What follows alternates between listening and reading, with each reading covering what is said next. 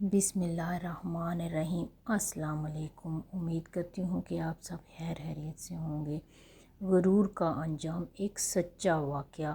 اللہ تعالیٰ نے جس انسان کو جو کچھ بھی دیا ہے نا، اگر دنیا کی دولت ہے، دین کی دولت ہے، جو کچھ بھی اگر آپ کے پاس، آپ کی خوبصورتی ہے یا آپ کی صحت ہے، جو کچھ سب کچھ اللہ تعالیٰ کی طرف سے ہے، اس کا غرور نہیں کرنا چاہیے۔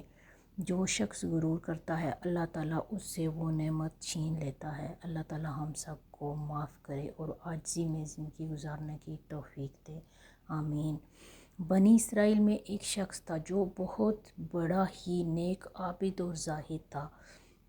سب لوگوں میں اس کی بڑی عزت تھی، لوگوں میں اس کی نیکی اور پارسائی کا بڑا ہی چرچا تھا۔ اسی علاقے میں ایک شخص اور تھا، لوگ اسے بہت برا سمجھتے تھے۔ وہ تھا ہی ایسا بد عمل اور بد کردار، کوئی بھی اسے اچھا نہیں سمجھتا تھا۔ ایک روز اس گنہگار شخص نے دیکھا کہ وہ نیک آدمی ایک میدان میں بیٹھا ہوا ہے، ہر طرف تیز دھوپ پھیلی ہوئی ہے، مگر اللہ کے اس نیک بندے پر ایک بادل کے ٹکڑے نے سایہ کر رکھا ہے۔ گنہگار نے یہ منظر دیکھا تو اپنے دل میں بڑا شرمسار ہوا اور یہ خیال پیدا ہوا کہ اس چلچلاتی دھوپ میں، جہاں دور دور تک سایہ نہیں ہے، بادل کے ایک ٹکڑے نے صرف اس لیے اس پر سایہ کر رکھا ہے کہ یہ اللہ کا نیک بندہ ہے، کیوں نہ میں بھی اس کے ساتھ بیٹھ جاؤں۔ کیا خبر کہ اس کی برکت سے اللہ تعالیٰ مجھے بھی بخش دے اور میری خطاؤں کو معاف فرما دے۔ یہ شخص عابد و زاہد کے پاس گیا اور اس کے ساتھ سائے میں بیٹھ گیا۔ اس کے بیٹھتے ہی اس عابد و زاہد شخص کے دل میں خیال آیا کہ یہ اپنے زمانے کا بدترین گنہگار اور پوری قوم میں بدنام شخص ہے، اس کے ساتھ تو کوئی بھی اٹھنا بیٹھنا پسند نہیں کرتا، یہ میرے پاس کہاں سے آ کر بیٹھ گیا۔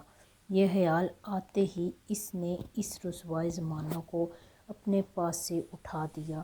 وہ گنہگار شخص اٹھا اور چلا گیا، لیکن بادل کا وہ ٹکڑا بھی اس کے ساتھ روانہ ہو گیا اور اس کے سر پر سایہ فکن ہو گیا۔ اس وقت کے پیغمبر کو وحی آئی کہ ان دونوں سے کہہ سو کہ نئے سرے سے اپنے اپنے اعمال کی ابتدا کریں، کیونکہ اس فاسق و فاجر نے جو کچھ کیا، ہم نے اس کے خلوص و حسن نیت اور جذبہ شرمساری کے سبب اسے بخش دیا اور اس کی پچھلی ساری خطائیں معاف کر دی، جبکہ اس عابد کی تمام نیکیاں اور اچھے اعمال اس کے تکبر کی وجہ سے اس سے چھین لیے گئے۔